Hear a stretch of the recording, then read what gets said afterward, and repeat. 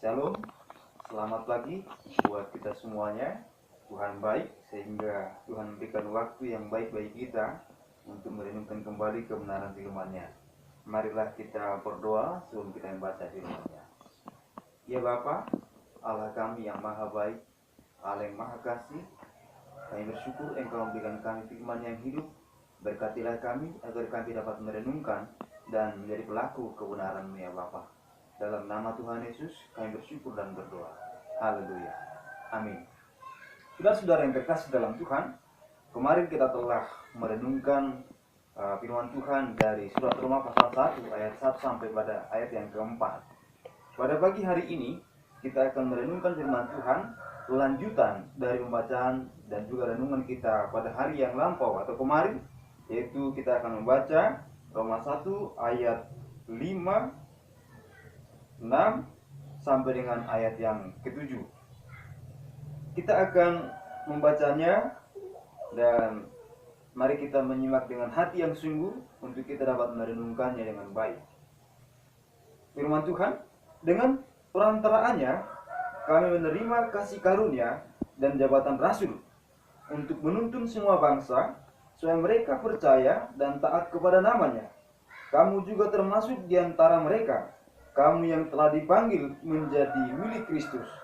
Kepada kamu sekalian yang tinggal di Roma, yang dikasihi Allah, yang dipanggil dan dijadikan orang-orang kudus, kasih karunia menyertai kamu dan damai sejahtera dari Allah Bapa kita dan dari Tuhan Yesus Kristus. Kita masih memiliki tema yang sama, Injil adalah kabar baik. Kemarin kita telah merenungkan firman Tuhan bahwa Injil adalah kabar baik. Kabar baik yang datang langsung dari Allah. Kabar baik di mana Allah menggenapi janjinya. Dan kabar baik mengenai Yesus Kristus yang datang dalam daging yang ilahi.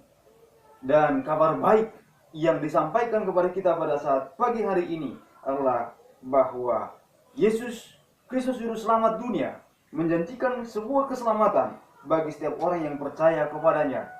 Keselamatan yang dimaksud adalah melalui Dia, yaitu Kristus Tuhan yang memberikan kasih karunia. Sehingga Paulus katakan, dengan perantaraannya kami menerima kasih karunia. Kabar baik yang kita terima pada pagi hari ini adalah bahwa keselamatan kita adalah dari Tuhan Yesus Kristus yang memberikan kita kasih karunia. Kasih karunia adalah sesuatu yang diberikan secara cuma-cuma. Bukan karena perbuatan, bukan karena usaha, tapi karena Allah yang memberikan karunia itu bagi kita. Tidak ada emas, perak, kekuatan, kemampuan, tenaga, pikiran kita yang dapat membalas apa yang telah Tuhan berikan, yaitu karunia-Nya, kasih karunia, keselamatan yang diberikan itu kepada kita. Di berbagai tempat orang berpikir bahwa dia diselamatkan karena perbuatan baiknya, karena usahanya, karena amal baktinya.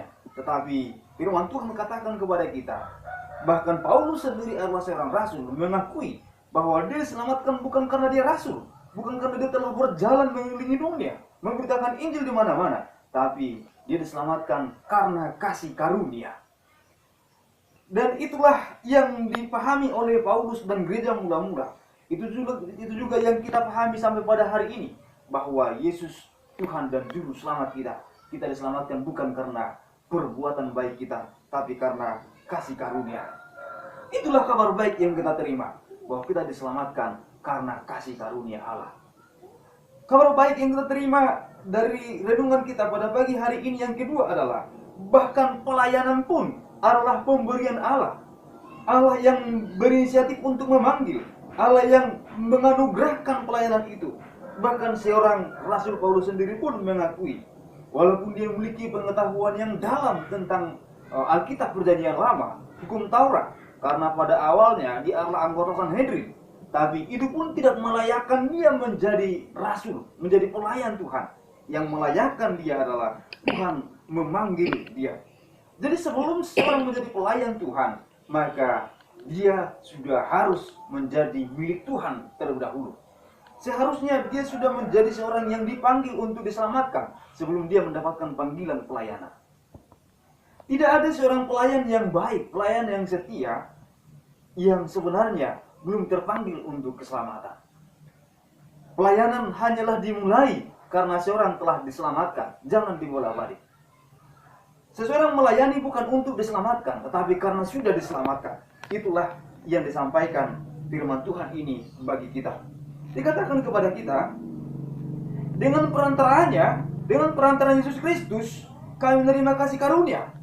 Dan setelah itu Paulus katakan, dan jabatan rasul. Jadi setelah seseorang diselamatkan, barulah dia mendapatkan pelayanan. Kemudian dikatakan, seseorang mendapatkan pelayanan bukan hanya untuk kesombongan, bukan hanya untuk gagah-gagahan, tetapi untuk sebuah tugas yang mulia, sebuah panggilan yang sungguh-sungguh diberikan kemuliaan bagi nama Tuhan, yaitu untuk menuntun semua bangsa. Pelayanan dianugerahkan, pelayanan diberikan kepada seorang adalah untuk tugas yang besar, yaitu untuk menuntun semua bangsa. Bukan hanya menuntun diri sendiri, tapi menuntun semua bangsa. Tuntunan yang dimaksud adalah agar orang-orang lain menjadi percaya dari pelayanannya. Paulus katakan, supaya mereka percaya dan taat kepada namanya. Kita melayani Tuhan dengan tujuan agar begitu banyak orang yang percaya kepada Tuhan. Percaya artinya menyerahkan hidupnya, mempercayakan hidupnya kepada Tuhan. Yang tadinya percaya kepada kemampuan diri sendiri, sekarang harus berubah menjadi percaya kepada Tuhan, Sang Juru Selamat satu-satunya. Jadi bukan mengandalkan kekuatannya lagi, tapi percaya kepada Tuhan. Kepercayaan yang seperti ini harus dimaknai dengan ketaatan. Ketaatan yang artinya bahwa dia menjadi pengikut Kristus yang sejati.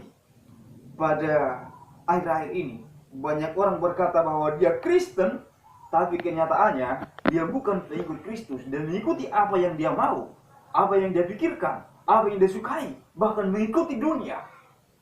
Ini berarti sudah terjadi sebuah penyimpangan dari kebenaran. Arti dari Kristen itu sesungguhnya adalah pengikut Kristus.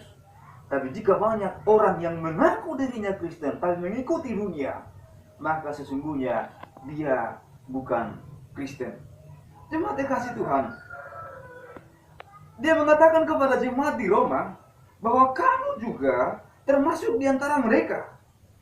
Jemaat di Roma termasuk di antara orang-orang yang terpanggil menjadi milik Kristus, dan bahkan terpanggil untuk menyampaikan kebenaran Allah. Setiap jemaat, setiap orang yang mengaku dirinya dan bahkan yang sudah mempercayakan hidupnya kepada Tuhan, maka dia juga termasuk dari anggota tubuh Kristus, termasuk menjadi orang-orang yang mendapatkan kasih karunia, dan otomatis termasuk juga menjadi orang-orang yang dipanggil untuk melayani. Pelayanan tubuh Kristus tidak hanya menjadi tanggung jawab para pendeta, tapi tanggung jawab semua orang yang percaya. Dikatakan, kamu telah dipanggil menjadi milik Kristus. Paulus begitu senang dengan kata dipanggil dan terpanggil. Dia mengatakan bahwa dirinya dipanggil dan bahkan juga terpanggil. Dan bahkan jemaat di Roma juga dikatakan, kamu juga dipanggil, dijadikan menjadi orang-orang yang kudus. Dipanggil artinya adalah bahwa inisiatif ada di tangan Allah sendiri, yaitu Sang Pemanggil itu. Dia yang memanggil kita menjadi orang-orang yang percaya.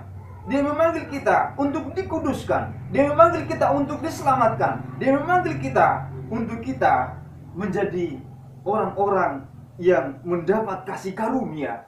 Itu berarti inisiatif itu adalah milik Tuhan, bukan milik manusia.